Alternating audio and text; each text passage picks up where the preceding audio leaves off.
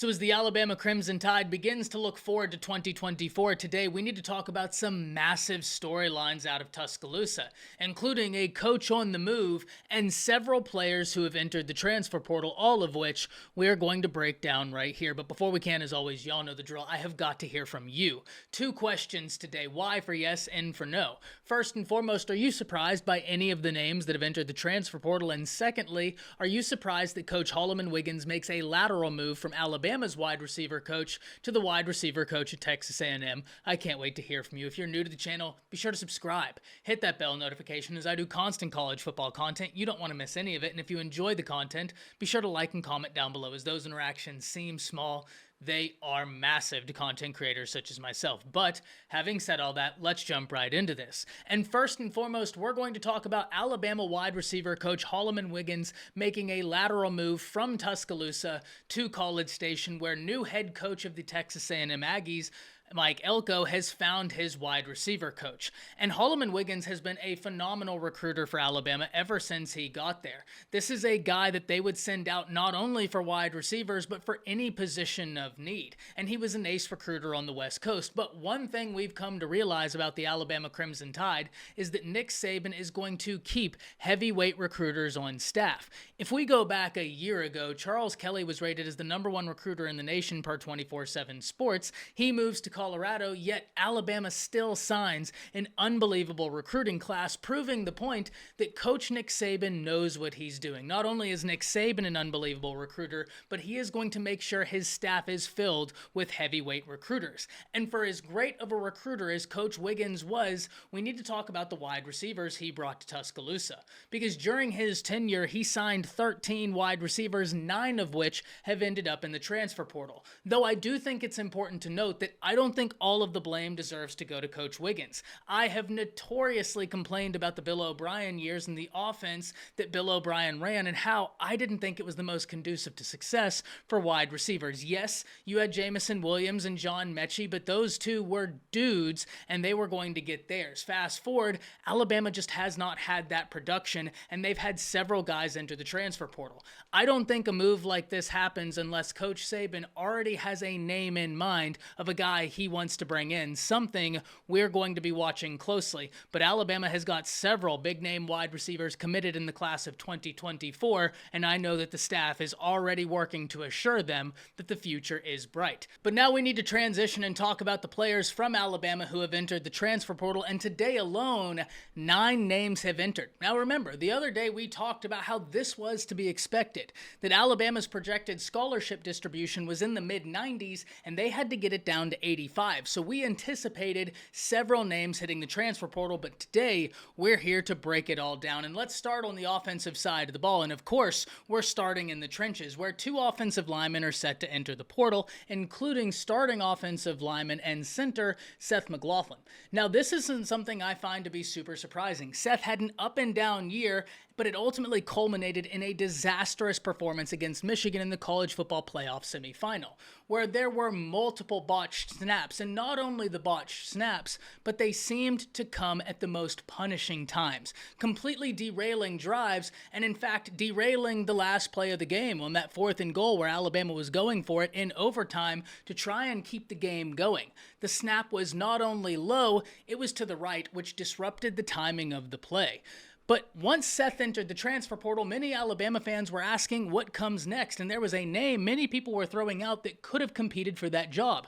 That name was Terrence Ferguson. However, it did not take long before Terrence Ferguson's name was also in the transfer portal. Terrence Ferguson, very talented prospect, former 4-star, and a guy that I don't think will take long to find a home, but he was never able to break through. Coming to Alabama as a guard, it's important to note that both Tyler Booker and Jaden Roberts have eligibility left and are going to be guys that aren't going to lose their positions, so it's going to be interesting to see where Terrence Ferguson ends up, especially since people thought he could compete for that starting center position. And before we move on, it begs the question, what comes next at center for Alabama? Could they look in the transfer portal, or will they develop one of their own? Because remember, the center position is unbelievably important for your offensive line. And though Alabama has got some very talented guys coming in, such as a Casey Poe that could play center, we talk about this all the time, that transition from high school offensive line to college offensive line is an unbelievably difficult transition to make. Why? Very simple. Because if you're a true freshman starting on that offensive line, especially a true freshman starting at center, the quarterback of the offensive line, you could be going up against somebody that has been in college for 5 years. And what that means is they've been in a college strength and conditioning room for 5 years, as opposed to you, who's probably only been there 6 months. That's a massive advantage for the defender, and a big reason why it's not surprising when even 5-star guys don't start their freshman year on the offensive line. That being said, Casey Poe is a dude, but he's not the only name to watch. Alabama recruited the offensive line position very well last cycle as well, but it's also important to note that the transfer portal is an option here because of the importance of the center position. And one thing we saw Alabama struggle to pick up the blitz this year, that's something that an experienced center could help with. As we stay on the offensive side of the ball, we need to talk about the wide receiver room, where there are 2 wide receivers that have entered the transfer portal, including one that I was really excited about, and that's Malik Benson, who came to Alabama by way of JUCO and is an absolute burner. Unfortunately, he never was able to fully lock down that position. And at the point where true freshman Jalen Hale started to eat up some of his snaps, the writing seemed to be on the wall. Yes, Malik Benson is a very talented wide receiver, but true freshman Jalen Hale is going to be a dude in this Alabama offense, and anytime he got opportunities, he showed that the future is unbelievably bright with him. Then you have Isaiah Bond, who's going to be there. You have Kendrick Law, who has got to be a more featured piece of this offense. He is that talented, not to mention the wide receivers you have coming in, such as a Ryan Williams, a Rico Scott, an Amari Jefferson, and an Aaron Hampton. Alabama's got a lot of talent in the wide receiver room, and it's going to be interesting to see where Malik Benson ends up, but he is not the only wide receiver from Alabama hitting the transfer portal, as former 4-star wide receiver, top 150 player in all of the nation, consensus blue chip Shaz Preston out the state of Louisiana joins him. And those that have seen Shaz Preston play say he's a do-it-all type prospect. I have no doubt that it won't be long before he finds a home. Very talented player, and a guy that I am really excited to see go somewhere and get an opportunity to showcase his ability. This is one we're going to have to watch. On the offensive side of the ball, we transition from the wide receiver room to the tight end room, where Miles Kitselman enters the transfer portal. And Miles Kitselman has got a lot of ability, but let's be honest, Alabama's recruited the tight end position at a high level. Danny Lewis didn't get much play this year, but he is a very complete player, a player I think is going to be hard to keep off the field. Amari Niblack is a straight-up mismatch in the passing game, though the blocking needs to continue to be worked on. If that comes, watch out. He is going to be a dangerous player. And then on top of that, you have Caleb Odom, who's already turning heads. That's a guy I cannot wait to see enter and see how he fits into this offense. So Miles Kitselman is going to make some team very happy. It's going to be interesting to see where he ends up. But another name we need to talk about on the offensive side of the ball is a name that did not catch me by surprise, and a position group that we talked about the other day to expect a transfer to come from, and that's the quarterback room. As former 4-star quarterback Eli Holstein enters the transfer portal, and to be 100% honest with you, I wouldn't be shocked if there was another name follow. Jalen Milroe returns, Ty Simpson's a former 5-star guy, Dylan Lonergan's a former top 10 quarterback in his respective class, and Julian Sand is a consensus 5-star quarterback with unbelievable upside. This is a loaded room. Eli Holstein joins Tyler Buckner as the 2 quarterbacks that have transferred out thus far, but once again, I can't say I'd be super surprised if another name followed.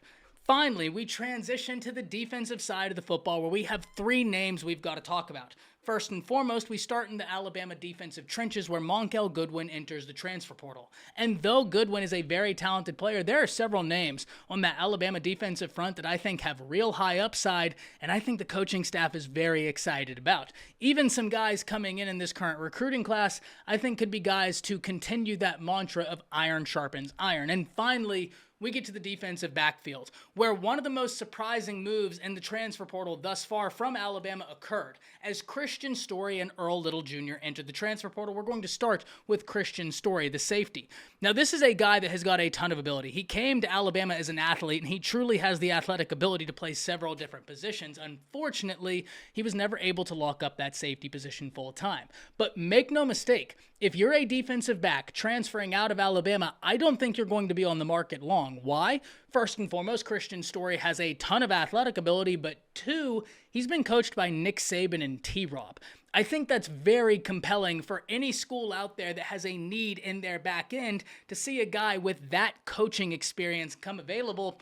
I have no doubt he is going to be a player that is not in the transfer portal long. And finally, the most surprising move of the day, Earl Little Jr. enters the transfer portal. And the reason why this is so surprising is all of the faces that Alabama is set to lose on the secondary to the NFL draft. We just got done talking about Christian Story, and that's unfortunate, especially as Jalen Key is set to head to the NFL. But remember, it was Devontae Smith that was supposed to start alongside Caleb Downs. Injuries derailed his season. He is a very talented player, one I cannot wait to see when he is healthy, and Caleb Downs is not losing that spot. But Earl Little is a guy with a ton of versatility in this Alabama defense, and one would assume there's going to be a lot of opportunity for him to showcase that in 2024. Unfortunately for Earl Little Jr., injuries kind of kept rearing their ugly head while he was at Alabama, but I'm very excited to see what he's able to do once he gets healthy. He comes from the state of Florida, so I would expect the Florida schools are the ones to watch in this battle. But with that being said, that's the 9 players that have entered the transfer portal thus far for Alabama. We will be sticking by to see any other players that enter, and we'll be sure to talk about it tomorrow. Until then, let me know what you're thinking. That's it. See ya.